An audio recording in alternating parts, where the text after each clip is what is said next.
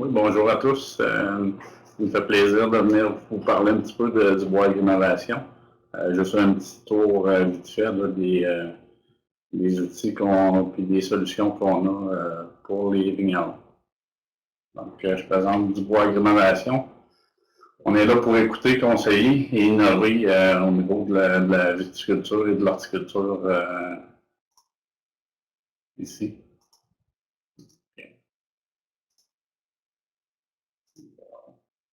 Débuter en parlant de qui sommes-nous comme compagnie, nos outils et solutions pour la viticulture, autant palissage, protection et croissance, au niveau des sécateurs puis des contenants de récolte aussi. Donc, on y va, du bois Innovation, qui sommes-nous? C'est une entreprise 100% québécoise qui est basée à Saint-Rémy-de-Napierville, au sud de Montréal. Nous sommes spécialisés en irrigation, plasticulture, protection des cultures et machinerie et outillage. Principalement dans l'horticulture, fruitière, légumière et viticole. Nous avons un site web facile d'utilisation qui est le duboisag.com. Je vous invite à le consulter pour avoir pratiquement tous nos produits qui sont sur le site. On a un service à la clientèle qui est réputé dans le domaine, puis on a des experts conseils qui connaissent la culture de la vigne aussi.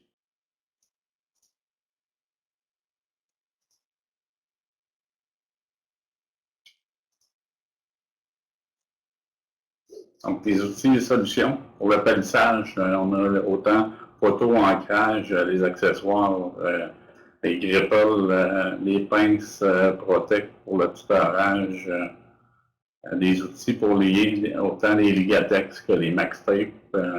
Donc, tout ce qui est accessoire autour du palissage de la vigne, on est distributeur de ça.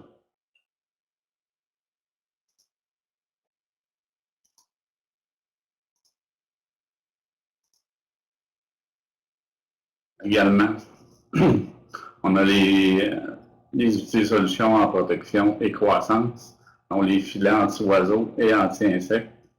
Dans les filets, on peut aller autant protection sur chaque rang ou en latéral aussi, vraiment protéger vos grappes. Puis utiliser aussi pour le vin de glace, mettre les grappes dans les filets latéraux. Donc, on a une bonne gamme de produits là-dedans. Maintenant, protection hivernale, ce qui nous intéresse le plus aujourd'hui, on a les toiles Ibertex Pro.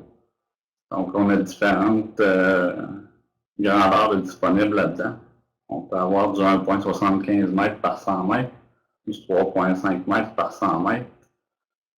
Et on a aussi en 1,44 m de largeur avec un fil de polyamide qui est cousu dans la toile. Donc, pour vraiment répondre aux besoins de chacun. C'est une toile qui va protéger au niveau du foie énormément. Côté dessèchement par le vent aussi, va aider à l'accumulation de neige aussi.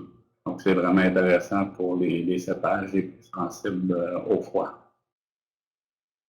On a aussi les tubes de protection et de croissance, les Blue X, donc qui offrent un effet bénéfique avec la lumière bleue. Ça augmente aussi l'humidité, puis ça augmente le CO2 au niveau du cep.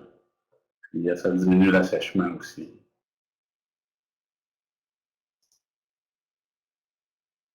Donc, les sécateurs maintenant.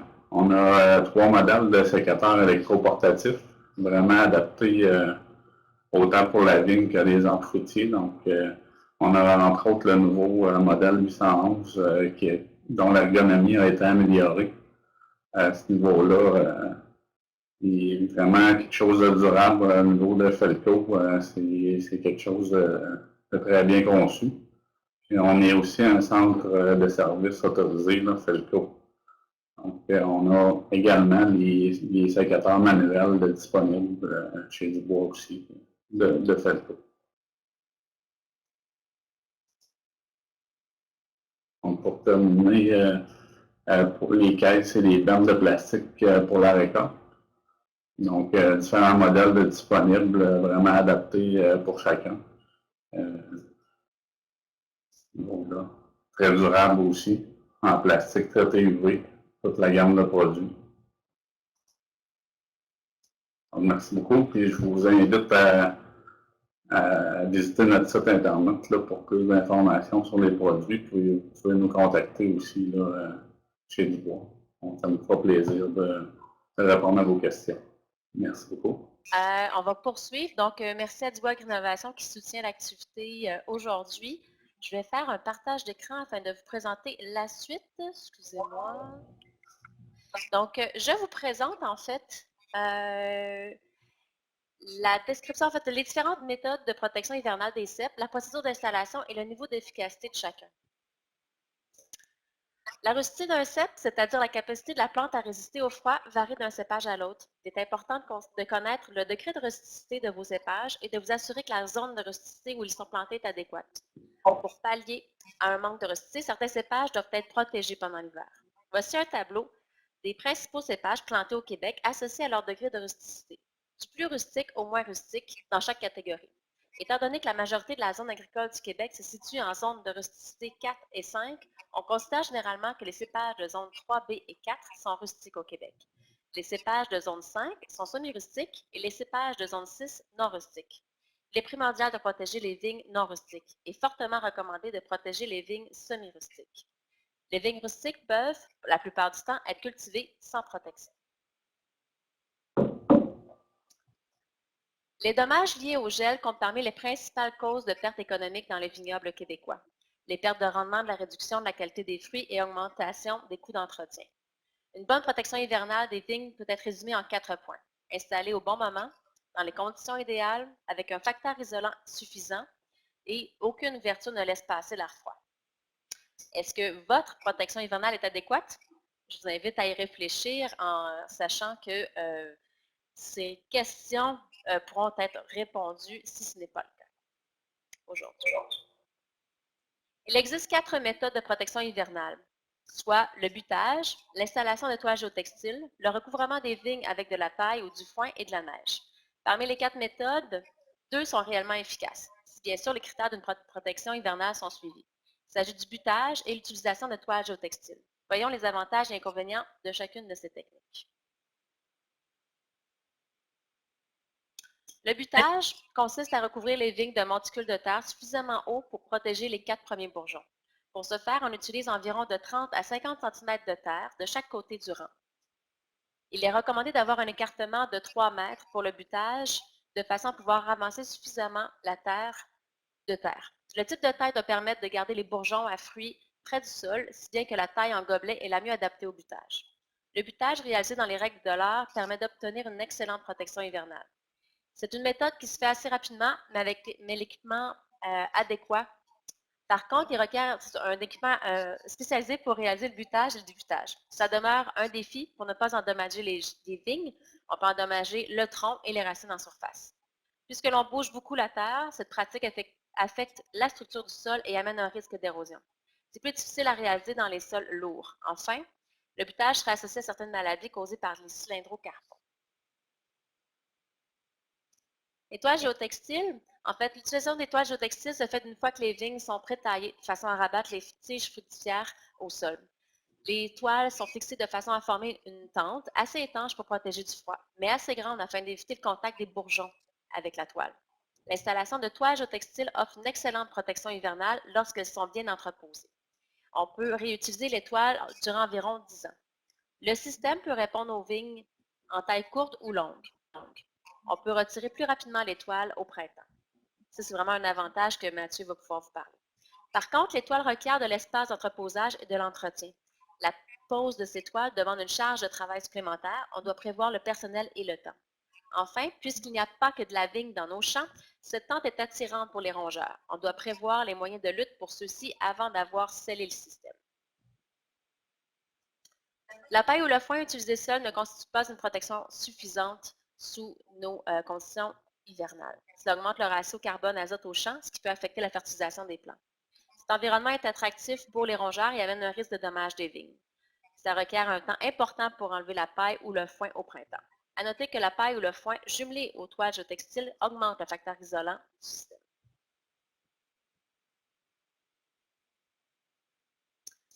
La neige, par définition, est un excellent isolant pour les cépages rustiques lorsqu'elle recouvre uniformément. Par contre, son abondance n'est pas assurée partout sur le territoire québécois, je pense que vous le savez très bien. Il importe de connaître la récurrence de son abondance avant de penser que la nature fera le travail. La neige artificielle n'est pas une option recommandée puisque ses qualités isolantes diffèrent de la neige naturelle. Maintenant, voyons un cas, celui de l'installation de toiles géotextiles chez Mathieu et Denis Beauchemin.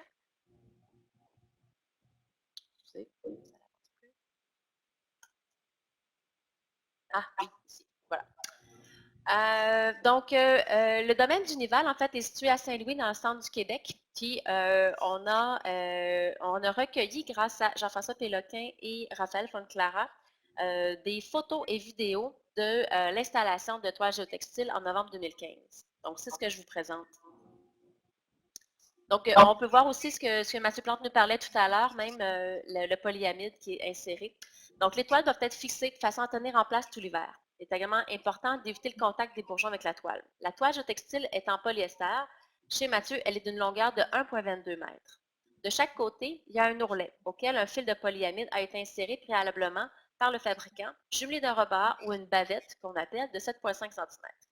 Cette bavette se colle avec le sol entre les rangs et permet de sceller, en quelque sorte, les côtés. Les fils de chaque côté sont tendus à un bout du rang. Chaque toile est identifiée afin qu'elle soit installée au même endroit à chaque année.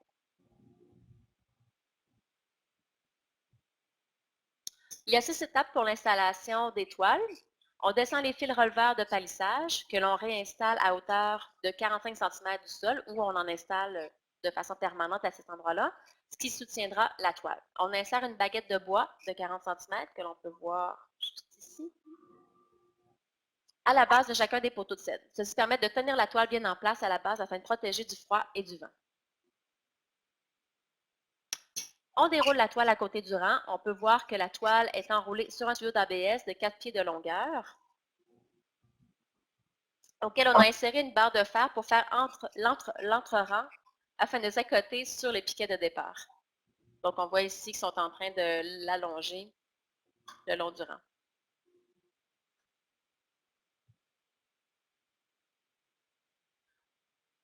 On insère la toile ensuite dans chaque poteau, tel que présenté dans la vidéo. On installe les toiles dessus. Les toiles sont percées à chaque poteau de cèdre.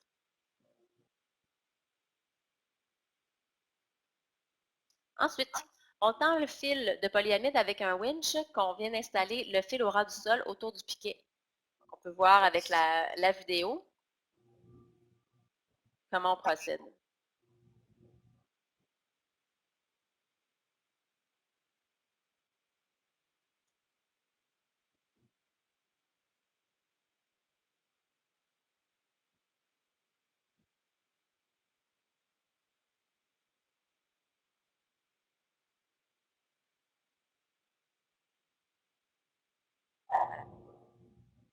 Enfin, pour retirer la toile au printemps, on doit réduire la tension des fils. On doit ensuite retirer la toile et les tissus de chacun des poteaux, enrouler la toile sur les poteaux d'ABS et les entreposer adéquatement.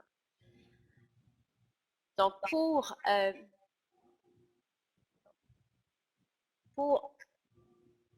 poser les toiles, c'est-à-dire réaliser les 6 étapes, nécessite 10 à 12 heures personnes par kilomètre de rang au domaine du Nival. Donc, pour retirer les toiles, par la suite, désolée, je me suis fourvoyée dans mes propos. Donc, on doit enlever les toiles, les tissus, et voilà. Ici, c'est vraiment l'installation pour retirer les toiles qu'on pouvait voir lors de cette journée. Mathieu nous présente ici une machine à coudre de portative New Long de modèle NP7A qui permet de faire des coutures sur la toile en plein champ. En utilisant un modèle portatif de génératrice, on peut ainsi minimiser le temps de réparation et poursuivre l'installation directement du champ.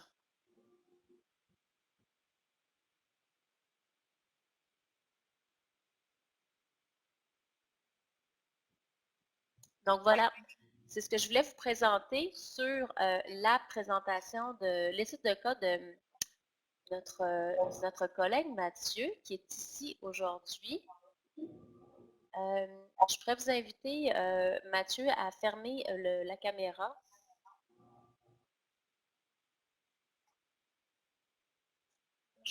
Je peux pas le faire. Donc, vous pouvez voir que le CRAAC, on est un peu partout. On est à la maison, mais aussi au boulot à Québec.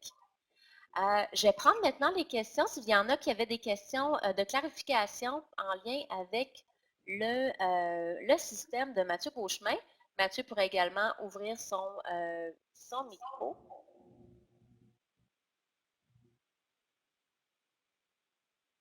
Pour ceux que ça intéresse, je vais vous envoyer un petit sondage si ça vous tente de participer afin de voir à qui on s'adresse présentement.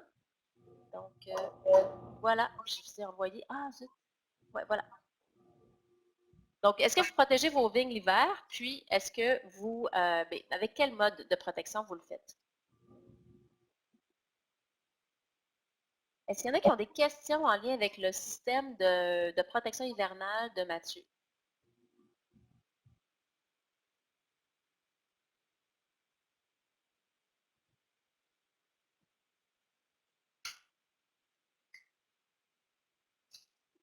Aucune question?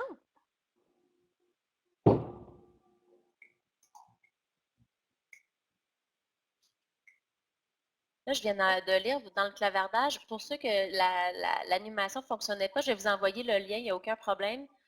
Donc, c'est une formation en ligne que j'ai montée dans le cadre d'un cours. Et la narration, j'ai voulu la faire sur place pour que vous puissiez l'entendre. Pour ceux qui n'ont pas pu voir l'animation, je vais pouvoir vous l'envoyer. Vous allez pouvoir la regarder à nouveau sans problème. Est-ce que le rouleau peut dépasser 300 pieds? Une question de Pascal Carrier. Est-ce que Mathieu ou Raphaël pouvaient répondre à cette question? Oui, je ne sais pas si tout le monde m'entend bien. Je me suis fait éjecter lorsque tu m'as invité à prendre la parole, donc je suis de nouveau présent. Concernant la longueur des rouleaux, les plus grands rangs que nous avons, c'est des rangs qui font à peu près 200, c'est pas vrai, qui font à peu près 170 mètres. Et c'est pas mal, ça fait des rouleaux qui doivent être manipulés à 2 personnes lorsqu'on les enlève, lorsqu'on les transporte pour les entreposer, tout ça. Ça se fait, mais ça commence à être long. Je vous dirais que l'idéal, c'est à peu près 100 mètres, 110 mètres, donc un 300 pieds à peu près, 320 pieds, est à peu près la longueur maximale idéale côté manipulation. Après, ça peut être plus, mais ça commence à faire des gros ballots.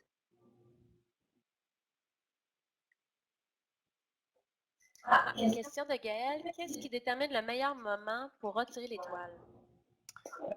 C'était quelque chose sur lequel je m'étais pris une note de revenir. Là, Lynn en parlait un petit peu plus tôt.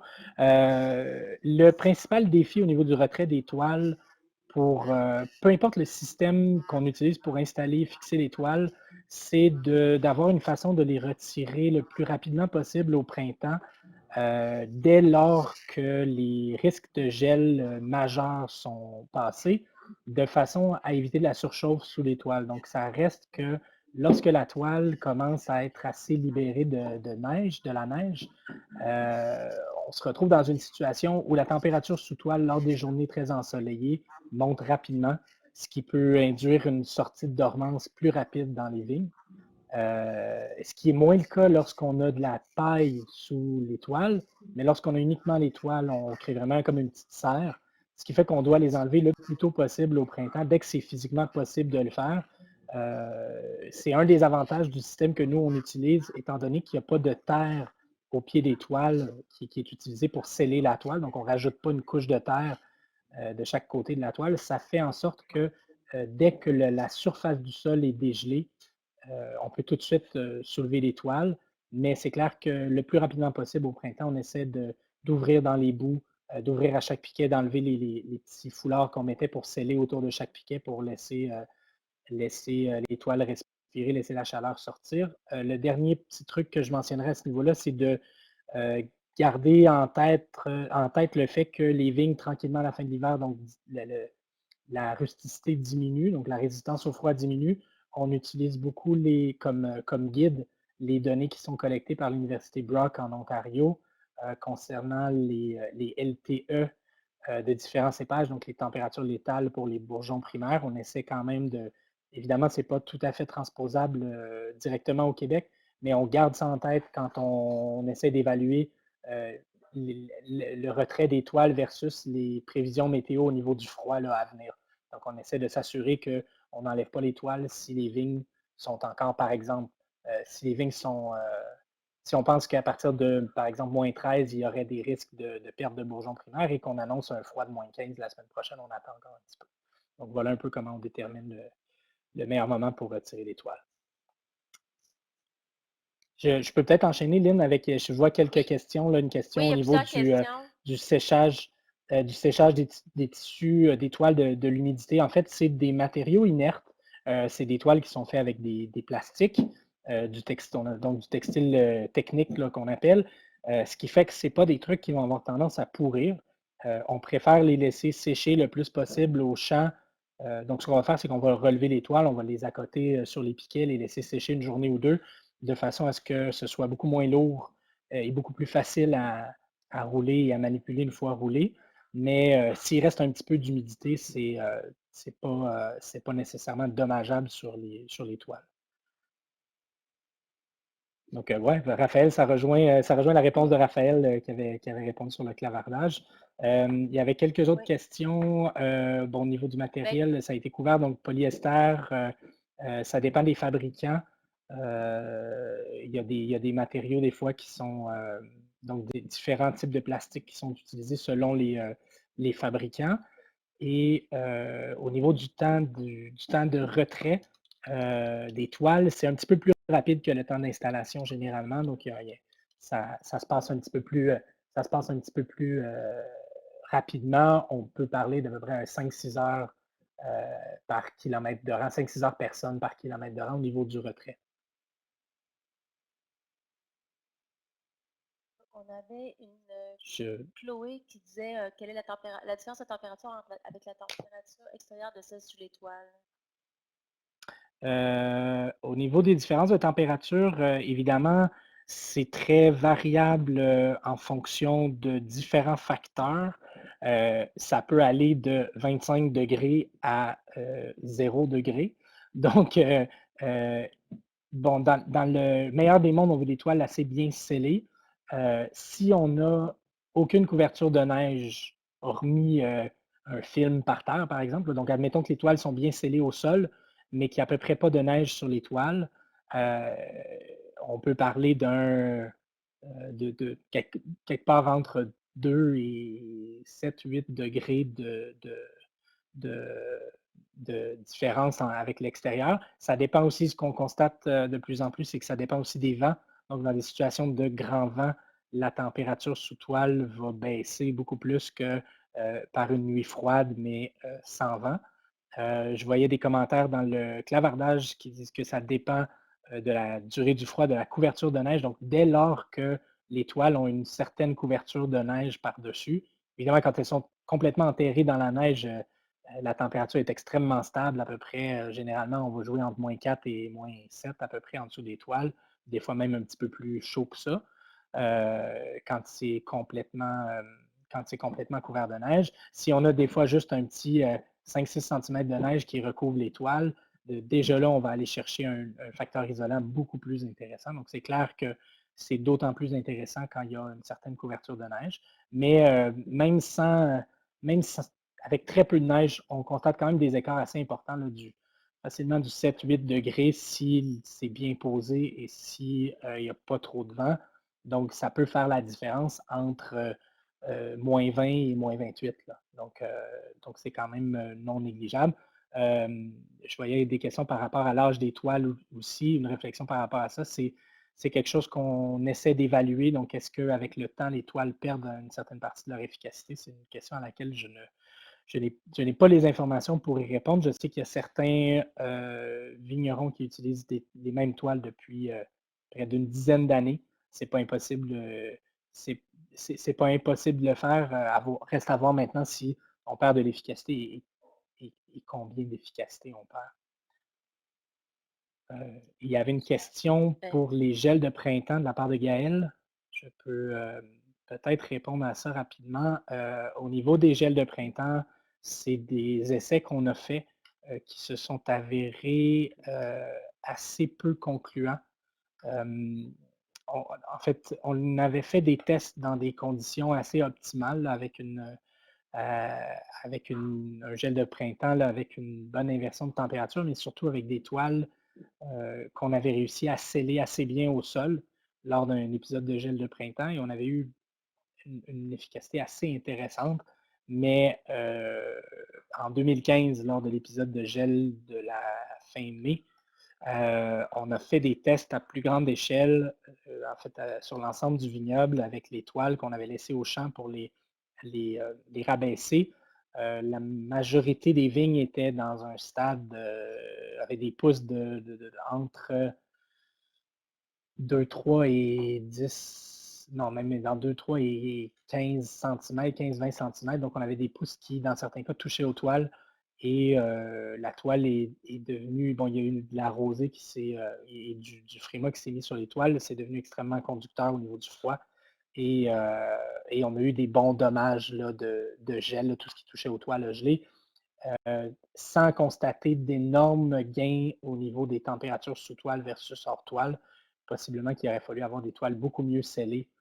Et donc, ça devient impensable d'installer des toiles de façon très bien, très scellée, rapidement avant un gel prévu. Donc, c'est pas la meilleure méthode. Et le fait de garder les toiles au champ pendant longtemps, accrochées sur les piquets qui battent un peu au vent, ça contribuait à briser les toiles ou à détériorer là, très rapidement les toiles. Donc, c'est peu intéressant en situation de gel de printemps.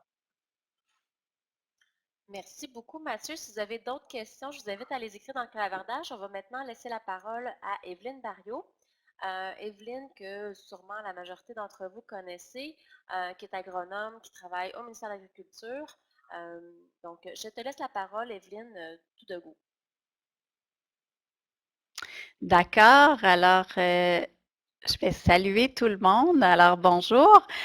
Donc, moi, aujourd'hui, je vais vous parler de l'estimation des dommages de gel. Alors, je vais fermer ma caméra. Pardon.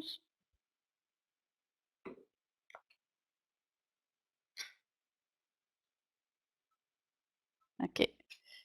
Bon.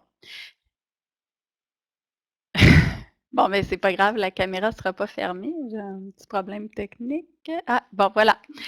OK. Alors, bon, l'hiver est maintenant terminé, puis ça va être le temps d'aller voir justement si votre protection hivernale était adéquate, si elle a bien fonctionné, et puis si vous avez des cépages rustiques, ben, est-ce qu'ils ont bien survécu là, à l'hiver?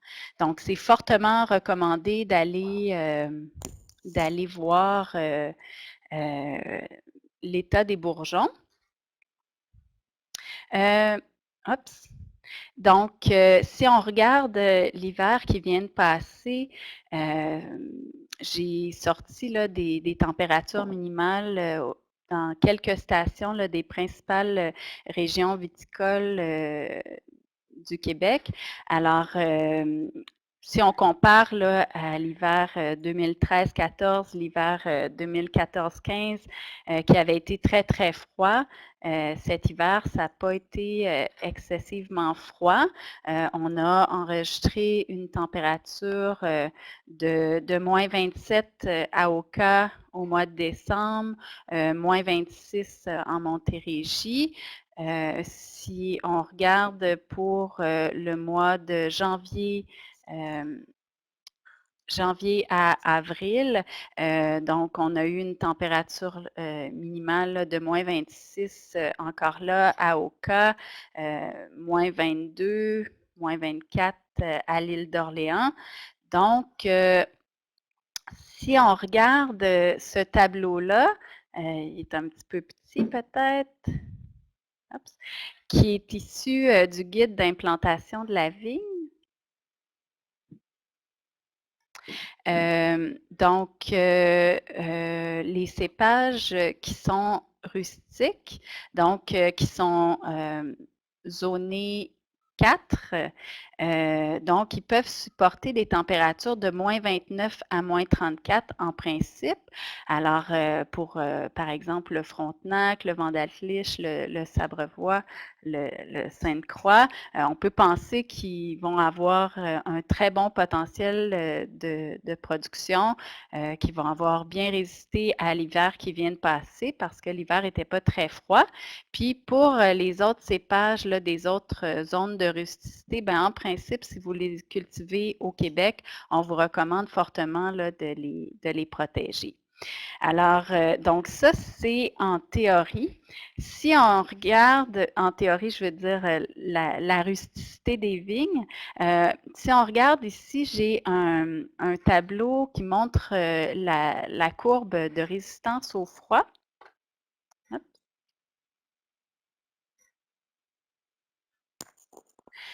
OK. Donc, un tableau qui montre la résistance au froid du cépage chardonnay à Frelichburg durant l'hiver 2016-2017. C'est le modèle qui a été développé par Ferguson qui est intégré dans le logiciel CIPRA. Donc, vous avez ici la courbe en bleu qui est la courbe de résistance au froid du cépage chardonnay. Puis ici, la courbe en rose qui est la température minimale là, enregistrée à Frelichburg à partir là, du 1er octobre jusqu'au 15 avril. Donc, on voit que, bon, une fois que la vigne perd ses feuilles, tranquillement, elle va s'endurcir, se préparer à l'hiver à mesure qu'elle est soumise à des températures froides. Donc, plus les températures sont froides, plus elle va s'endurcir rapidement.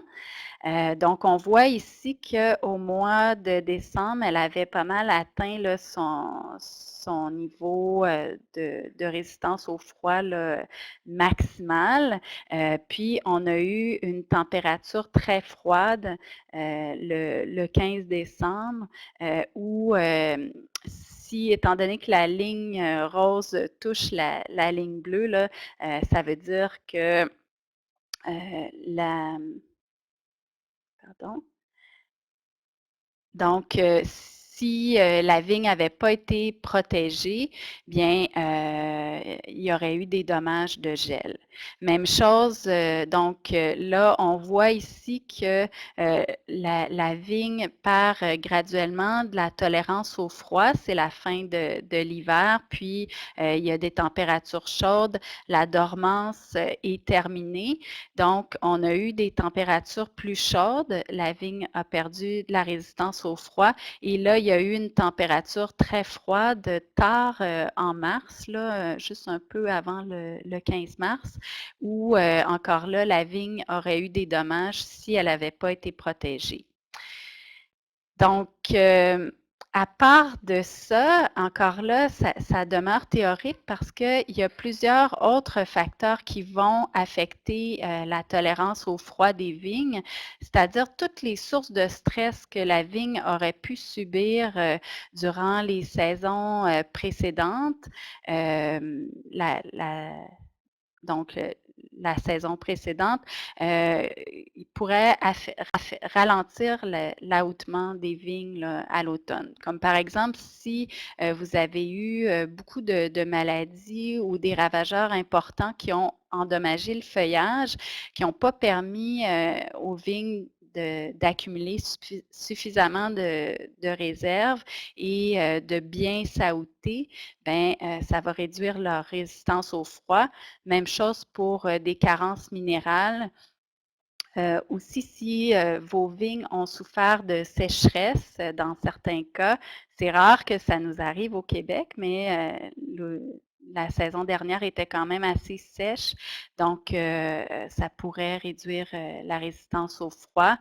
Même chose pour le gel printanier. Si vous avez des vignes qui ont subi du gel, ben, ça va retarder leur ahoutement.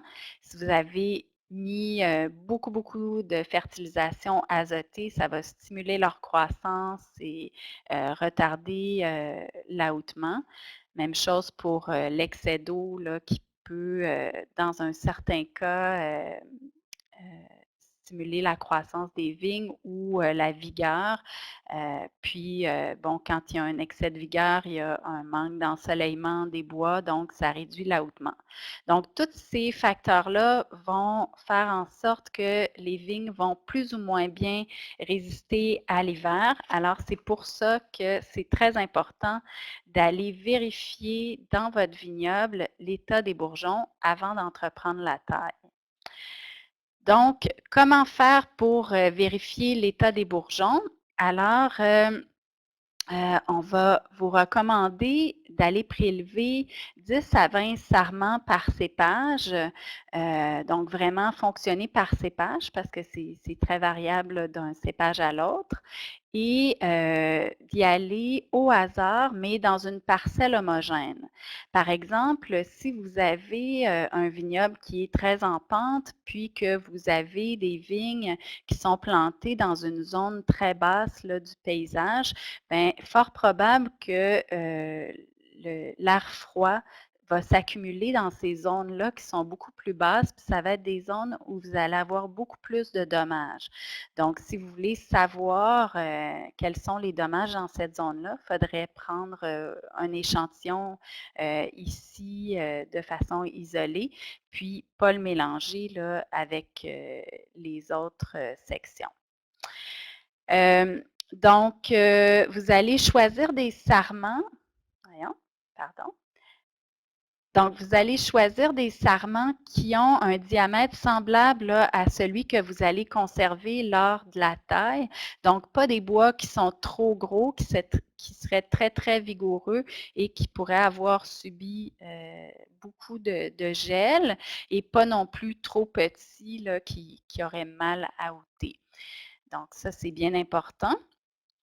Donc, ensuite, les sarments que vous allez sélectionner doivent avoir entre 5 et 10 bourgeons selon le type de taille que vous allez effectuer.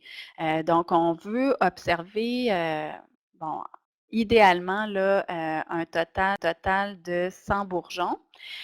Donc, si vous faites une taille en gobelet, ben, vous allez regarder les 4-5 premiers bourgeons, les 3-5 premiers bourgeons. Si vous faites une taille en cordon, ben, vous allez regarder là, peut-être les 2-3 premiers bourgeons, tandis que si vous faites une taille longue en guyot, ben, vous vous intéressez aux 5 à 10 bourgeons. Là, vous voulez savoir si ils sont bons, s'ils vont débourrer, puis s'ils vont vous donner un bon potentiel de productivité. Sinon, ça ne vous sert à rien de faire une taille longue si les bourgeons là, au bout sont mal ahoutés, qui n'ont pas bien survécu. Donc, vous prélevez vos échantillons, puis vous les rapportez à l'intérieur dans un endroit frais, à l'abri du soleil, puis vous les laissez reposer pour une période de 24 à 48 heures. C'est pendant ce temps-là que les bourgeons qui sont endommagés vont s'oxyder, puis noircir. Donc, le lendemain, vous allez utiliser soit un bistouri ou une lame de rasoir. Moi, j'aime bien là, les lames de rasoir comme ça ici, là, bien aiguisées.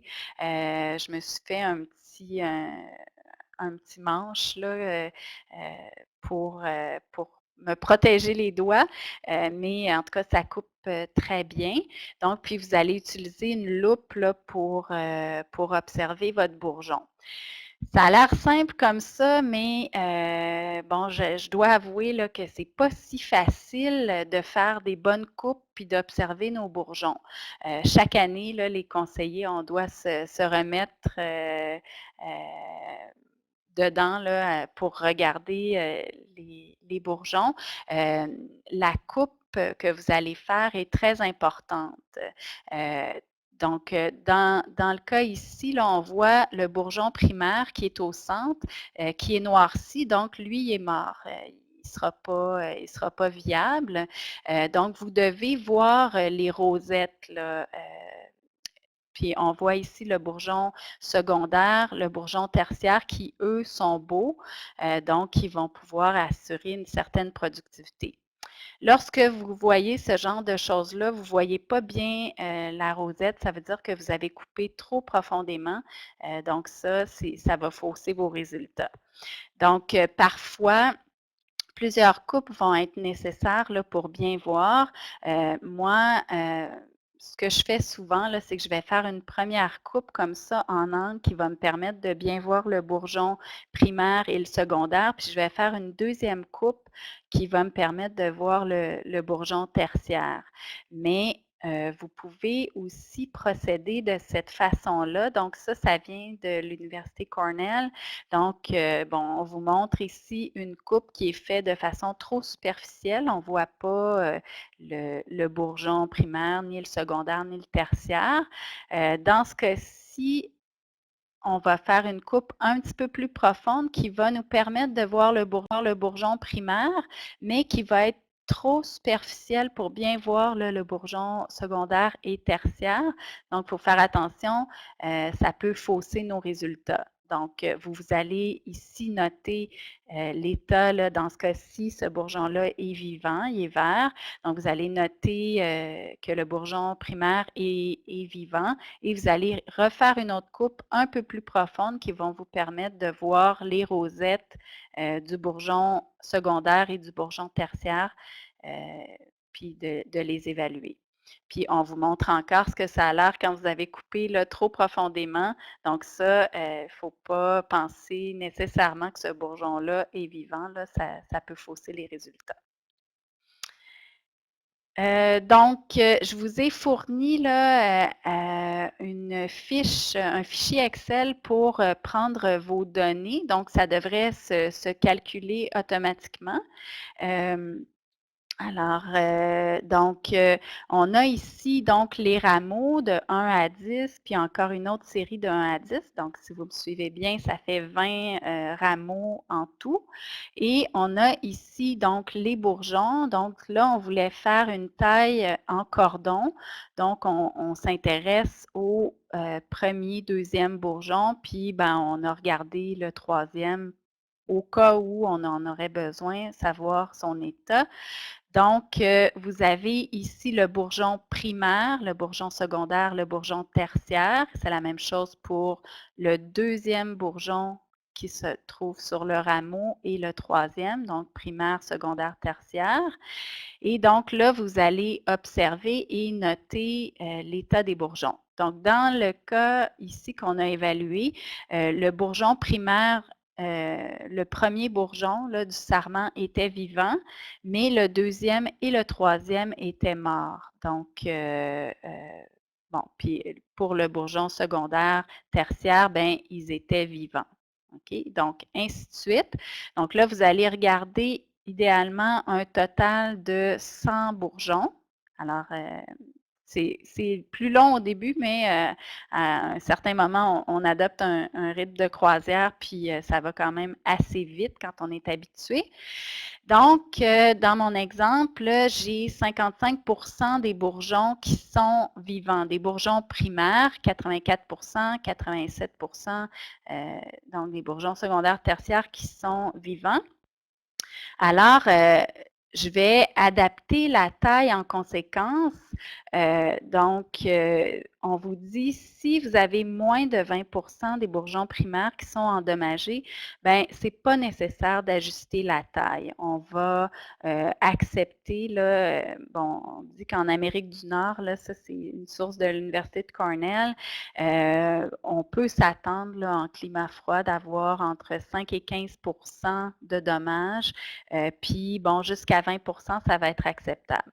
Par contre, si les dommages affectent plus de 20 à 80%, là, ce qu'on a vu là, dans les hivers très froids là, qui ont précédé, bien là, on va vraiment adapter la taille. On va augmenter le nombre de bourgeons équivalent au pourcentage de mortalité qu'on a observé. Donc, si dans ce cas-ci, on avait 50%, si vous aviez prévu de conserver 20 bourgeons lors de la taille, bien, vous allez en conserver 50% de plus, donc 10 de plus pour vous faire un total de 30 bourgeons par cep. Je vois que le temps file. Alors, pourquoi c'est important d'ajuster la taille selon le pourcentage de mortalité? Bien, c'est sûr que ça vous permet d'assurer la stabilité de vos rendements, de ne pas être obligé d'acheter trop de raisins, mais aussi, bien, c'est parce que lorsque vous avez de la mortalité comme ça, bien, votre système racinaire est peut-être bien intact, probablement bien intact, et lui, il est prêt à fournir là, une récolte importante. Donc, lorsque la croissance va commencer, ben, ça va stimuler énormément la vigueur des vignes. Et là, vous allez rentrer dans ce que j'appelle le cercle infernal là, de la vigueur excessive, là, qui va être le sujet du prochain webinaire. Donc, ça va vous causer beaucoup de problèmes. Lynn, j'en ai pour juste quelques minutes. Alors, pourquoi on s'intéresse aux bourgeons primaires? Vous avez vu tout à l'heure qu'il y avait le bourgeon secondaire, le bourgeon tertiaire qui pouvait assurer une certaine productivité, mais c'est quand même le bourgeon primaire qui vous offre le plus gros potentiel de rendement et de qualité aussi. Donc, le bourgeon secondaire, ça va être seulement environ la moitié de la récolte, tandis que le bourgeon tertiaire, le tiers de la récolte. Puis aussi, c'est important, si il y a du gel plus tard en saison, puis vous êtes parti sur le bourgeon secondaire, donc vous êtes parti avec la moitié de votre potentiel de récolte, et que là, en plus, vous avez un gel de printemps, vous vous ramassez sur le bourgeon tertiaire, bien là, non seulement votre productivité va être, va être réduite beaucoup, puis ça va engendrer toutes sortes de problèmes là, de gestion. Alors, ben, je vais passer rapidement là-dessus, mais c'est important aussi de vérifier les dommages qui sont faits au tronc parce que des dommages de gel, ça peut faire une porte d'entrée pour des maladies comme l'agrobactérium. Et donc, on va vérifier aussi les sarments. Parfois, les vignes vont bien débourrer au printemps, mais parce qu'elles vont être sur les réserves, mais un petit peu plus tard, elles vont dépérir là, parce qu'elles elles ont eu trop de gel dans les bois. Donc, voilà, en conclusion, c'est normal d'avoir, on s'attend à avoir des dommages de gel sous notre climat. Par contre, on ne va pas en accepter là, plus que 15 à 20 sans ajuster la taille. Puis, il faut vous rappeler que les conditions de culture de la vigne de la saison précédente vont affecter la tolérance au froid. Donc, c'est important d'aller vérifier l'état de vos bourgeons avant d'entreprendre la taille. Puis, ben, ah oui, j'avais inscrit que dans certains cas, là, on commence à réaliser sur certains sites la protection des cépages rustiques, malheureusement, pourrait être avantageuse là, quand les sites sont trop froids. Et ben voilà, je vous recommande d'aller pour en savoir plus là, sur le bulletin d'information numéro 1 qui est sur AgriRéseau. Puis j'avais aussi fait une présentation sur les dommages de gel où j'expliquais un petit peu plus en détail là, c'est quoi la dormance, puis les facteurs qui influencent la tolérance au froid. Donc, il est sur AgriRéseau, vous pouvez aller le consulter.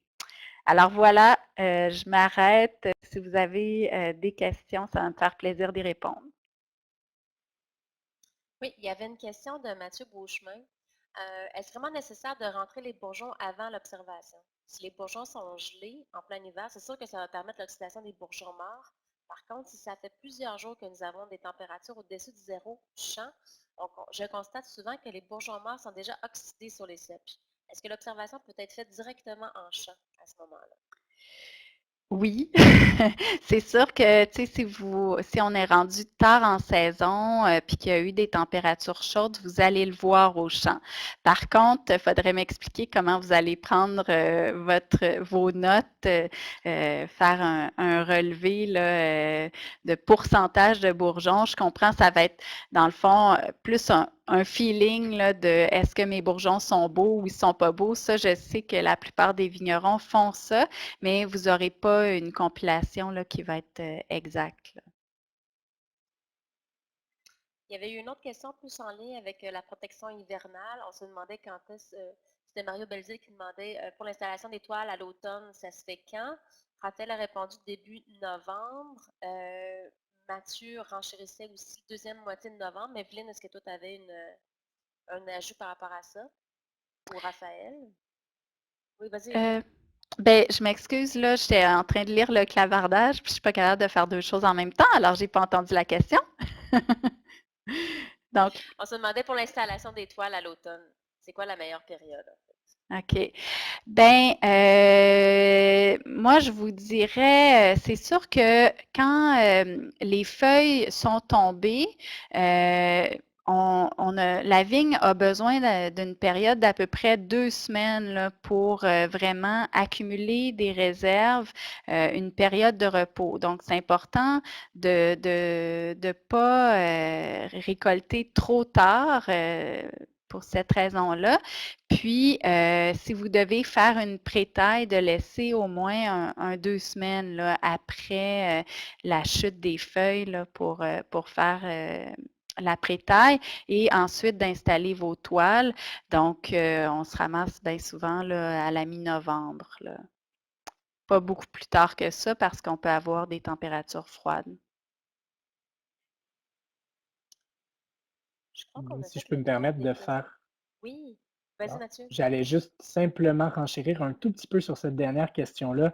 En fait, souvent, c'est la réalité au champ qui nous rattrape. Donc, il y a ce qu'Evelyne mentionne. Donc, on essaie de vendanger pas trop tard, de laisser un certain temps à la vigne pour se faire des réserves et bien entrer en dormance le plus possible avant de tailler. Mais la réalité, c'est qu'on doit commencer à tailler pas trop tard pour pouvoir être capable de passer au travers, ou du moins une pré-taille, pour pouvoir être capable de passer au travers de tout ça, d'enlever les bois, d'attacher des vignes le cas échéant, Ouais. d'attacher des baguettes le cas échéant avant d'installer les toiles, sachant que de l'autre, donc ça c'est comme ce qui nous bloque au début, puis à la fin, dans le fond, c'est qu'il faut s'assurer que ce soit installé idéalement avant des chutes de neige permanentes ou avant un couvert de neige permanent, c'est certain. Et il faut idéalement que ce soit installé. En fait, tant qu'il n'y a pas de toile, il ne faut pas qu'on ait de températures qui sont suffisamment basses ou qui sont plus basses que la résistance accumulée des vignes rendues à ce moment-là. Donc, nous, on se fie beaucoup aux données, encore une fois, de l'Université Brock en Ontario pour se donner une idée de l'entrée en dormance des vignes. Donc, si on sait que, par exemple, rendu au 18 novembre, ben, les vignes de Pinot Noir, par exemple, peuvent prendre un gel de moins 18. Ben, on regarde les températures et si les minimums sont à moins 12, il n'y a pas trop d'urgence. Mais c'est toujours à réfléchir en fonction des cépages, en fonction de la réalité de cet hiver-là, en fonction du fait de est-ce qu'on doit utiliser le sol pour sceller, donc en rabattant un peu de terre sur les toiles pour sceller le bas des toiles. Si c'est le cas, ben, il faut s'assurer qu'on n'est pas sur sol gelé. Donc, c'est un peu tout ça à prendre en considération là, dans le timing. Bien, merci Mathieu pour l'ajout, le commentaire. Merci à Evelyne.